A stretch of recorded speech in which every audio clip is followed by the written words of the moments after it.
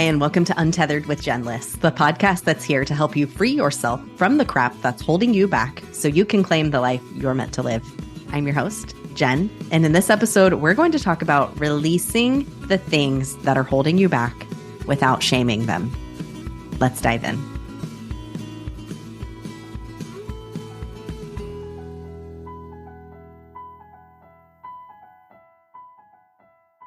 Hi there, friend. It's Jen. It's been an exciting week here in Untetheredville. Yesterday, we kicked off the cohort of my program, Made for More, and there are the most spectacular unicorn women who have said yes to this program. Just to be clear, I would be open to unicorn men joining my program as well. Just so happens that everyone who joined this time are unicorn women, and I could not be more thrilled for each of them to unleash their magic in only the way that they can. And I encourage you to do the same too, in whatever way works for you to continue to unleash your magic. Maybe it is listening to this podcast. Maybe it's taking a step forward this week in some new and interesting way. Maybe it's picking up a new book that might have you think a little bit differently. Maybe it's taking a class. What is it for you that can help you to fully step in? We've got a lot of this year left. You've got a lot of magic inside of you, and together we can make it happen. So congratulations to all of the people who have joined my program. I'm just shouting out all of you from my heart, and to all of you who are listening. It feels like there's so much here for us. There's so much here for us. There's something about 2023 where I'm like, there is just magic in us that is waiting to be let out.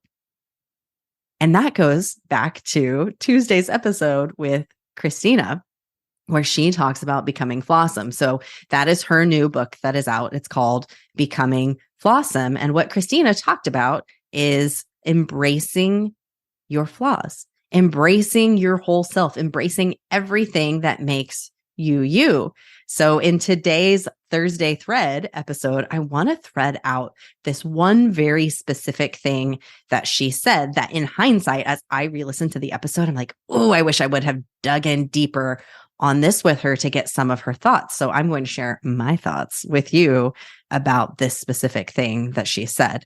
So we were talking about dragons and slaying your dragons. And Christina's point is that we all have dragons. We all have these things that seem like they're getting in the way of our progress, these things about ourselves that just keep coming up, or these situations that just keep coming up. And we get so frustrated. Why is this happening? Why is this happening again? Why am I struggling with this same lack of belief? Why am I struggling with this same procrastination? Why am I still trying to be a perfectionist?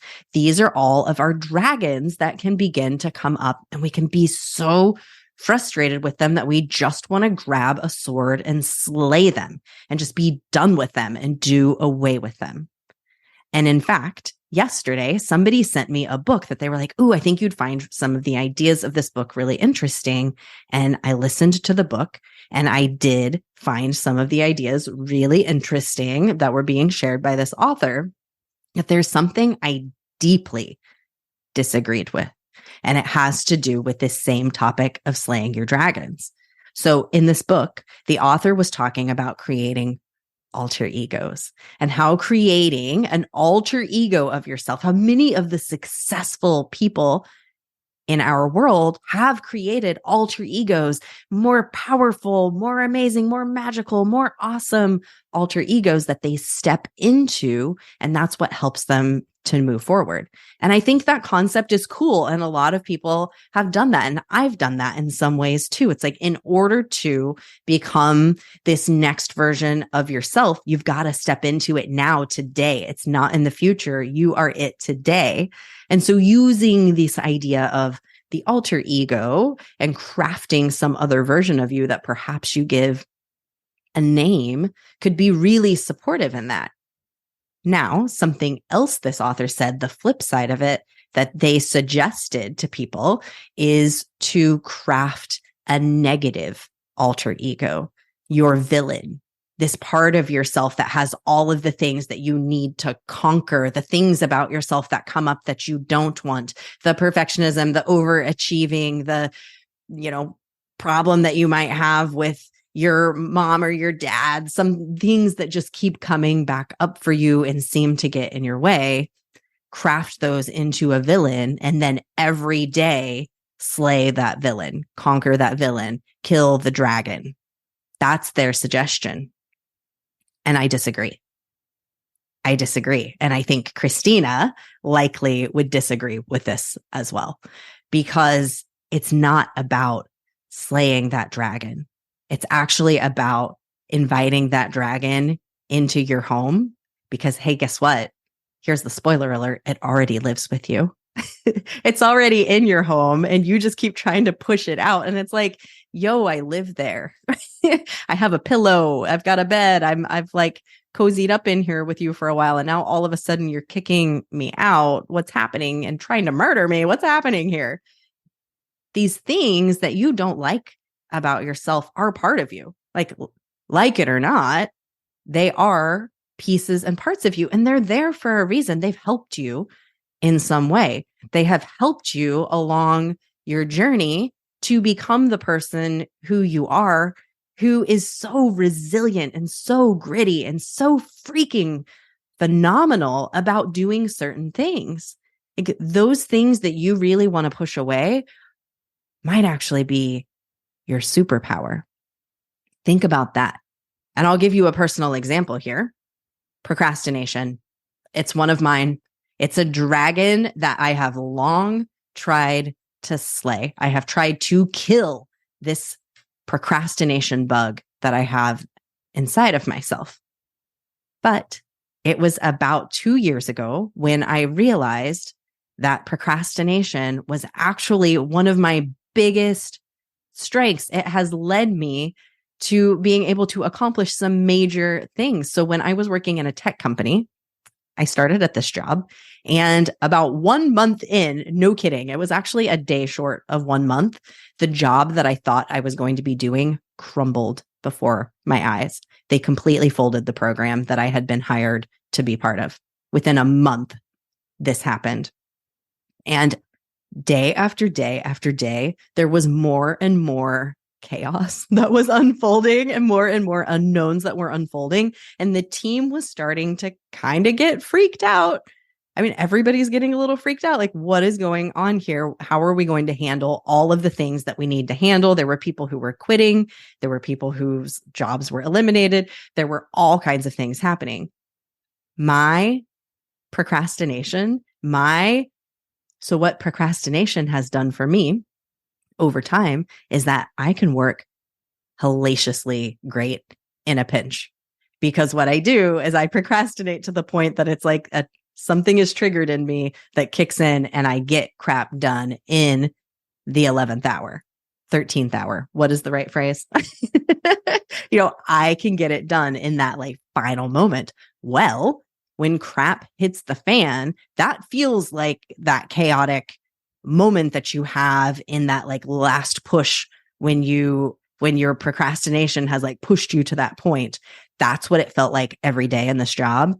And I was able to come in and support everyone and just get crap done and get it settled and help everybody to feel really nice and secure. Like, we are taken care of. It's all good. We're going to ride this out. It's going to be fine, which is the exact thing that my procrastination has pushed me into, that space of feeling it's going to be fine. I'm going to get it done. It's cool. So it has become one of my superpowers. And yet, clear up until a couple of years ago, I had been pushing that piece of myself aside. And so I wasn't using it to its fullest capability. I wasn't using it. I wasn't understanding the amazingness that it had gifted to me. And when I finally did, when I was like, oh my gosh, my procrastination is actually such an awesome thing. When I embraced it, when I invited that dragon into my house and was like, hey, let's sit down for some porridge. or whatever it is that dragons eat. They eat tacos. Dragons eat tacos. I don't know if you've read that book, but I got it for my niece and it's freaking adorable. Dragons love tacos. I invite my dragon in for some tacos and we sit down and we have a conversation. And it's like, yeah, dude, do you see like all of the cool things I can do with this flame that I blow? I was like, oh, yes, procrastination has been something that has really suited me in my life. And I spoke back to it and I said, you know what? But you don't always need to be here. There's some times where I don't actually need you to be blowing your flame. Like you could be chilling over there by the fire reading a nice book. You don't need to be showing up in every instance. And I had this conversation with my procrastination and said, yo, it's cool. Like sometimes you're really helpful and I love when you're here. And other times I'd rather you take a chill pill. And guess what happened? My procrastination is so much less than it used to be. Does it still show up? And in fact, did it show up this week because I had a big thing going on with kicking off my coaching program? Oh, yeah. It showed up for sure. And it pushed me into some serious action. Did it need to fully be there? Could I have perhaps had a conversation with it last week and it could have calmed down a little bit and we could have gotten some stuff done and it could have realized it didn't need to be there? I'm actually got this. Sure. At the same time, I got a lot of things done this week and I feel super jazzed and everything flowed so beautifully. So what is that thing for you? What is the thing you want to slay? What is that thing that you would love to craft into this villainous alter ego that you then go out and you kill every day or you conquer or whatever? What are those things for you? What are the things that come up that you're like, why? Why are you here? Because that thing makes you, as Christina from Tuesday's episode would say, flawsome. It's a beautiful, amazing, quote unquote, flaw. What you might be seeing as a flaw is actually your most awesome thing. It is a gift. It is a well-honed gift. You've been honing that gift since you were probably like 2 years old, because there was something that was happening in your life that you had to reach into your satchel and pull out this thing. You know, it's like a rock and you've been like polishing that rock for years and years and years. I had this rock tumbler when I was a kid that my dad got us for Christmas, and they were just normal looking chunky rocks. But as it tumbled for months and months and months, eventually those rocks came out to be shiny. Did anybody else have a rock tumbler? It was a thing. I think it was like 1987, big thing, the rock tumbler. But these rocks would come out and just be these shiny, pretty, beautiful things. And that is what your flossomeness is. That is what those things that you want to push aside. And the more you push it away, the stronger it gets. FYI. The more you fight the dragon, the stronger the dragon actually gets. And if you are in your mid 20s, 30s, 40s, 50s, 60s, you don't need to keep pushing it away. It doesn't need to get any stronger. It's plenty strong. It's plenty strong. You don't need to work it any more. At this point, it is well oiled. It knows what it needs to do. It knows when it needs to come and stand up. It's more you knowing when it's okay to say, you know what, I got it right now. You can kind of step aside for now. I see you. It's very important to see these things as they pop up and to allow yourself to feel them. Like I can feel what procrastination feels like in my body. What does this feeling of overwhelm feel like that procrastination is bringing for me? When I delay something, I get this like feeling of pressure and of overwhelm. So what I do, for those of you who experience this exact thing, I'll just use this as an example, but this could be your perfectionism. This could be whatever thing it is for you. For me, it's overwhelm. So procrastination creates a feeling of intense pressure and overwhelm. And if you've ever procrastinated, you know what this feels like, but have you really felt it? Have you really said hello to that dragon and just breathed and said, I'm going to allow myself to feel this pressure. I'm going to allow myself to feel this overwhelm. Where do I feel it? Oh, it's a hot feeling in my face. Oh, it's like this accumulation of pressure in my throat. Oh, it's actually like a clenching of my stomach and my gut. Maybe it's all of those things. Allow yourself to feel what that dragon is actually bringing about in your body.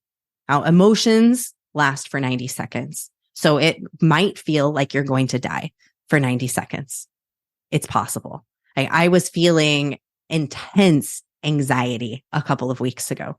And I talked about that in the dip episode. The morning where I allowed myself to feel what was coming up for me, I actually thought I was going to choke because it was such a strong sensation that I felt for about 90 seconds in my throat. Just my throat felt like it was closing. But then once I felt it and I really allowed myself to feel that feeling, and same with my overwhelm and my pressure, when I really allow myself to feel it, it passes and it lets go because you're seeing it.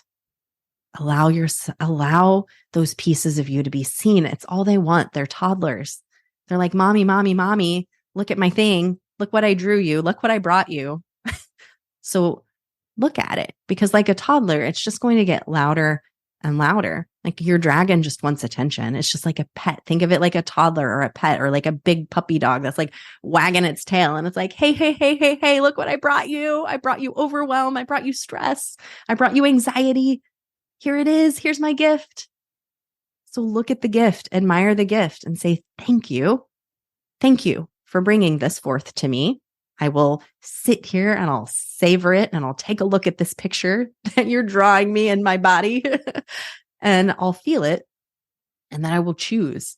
Like, yeah, if you've got things that you need to get done tomorrow, then, use that pressure, use that overwhelm, flip it into passion, flip it into your like life force, move it into passion, move forward using it instead of allowing it to shrink you down. So if you're in that situation, it's like, okay, I can feel this. And then I'm going to move into a place of action. I'm going to move into a place of passion. Get that dragon, like link arms with it and move forward with it. And if you're in that situation where it's like, okay, I can actually use this to my advantage, it is my superpower. I can move forward in these situations where it's really hard and really stressful. Or if it's like next week that you need to get something done, it's like, oh, hey, dragon, you can actually calm down. I've got this. And I know that I can move forward on these, 3 tasks that I need to get done. List what those 3 things are that you need to get done and feel that overwhelm and then ask it to step aside. So you get the choice of whether you flip it into like passion and force in that, last hour, or you can ask it to step aside because you've totally got this. And in either situation, you do have it. You do. We always are so much more capable than we think. And that dragon is here with you to help you in those situations where it truly, truly can support you. So the way that I like to think of it is befriending the dragon. Let it be there with you. It's your friend. It's there to help you.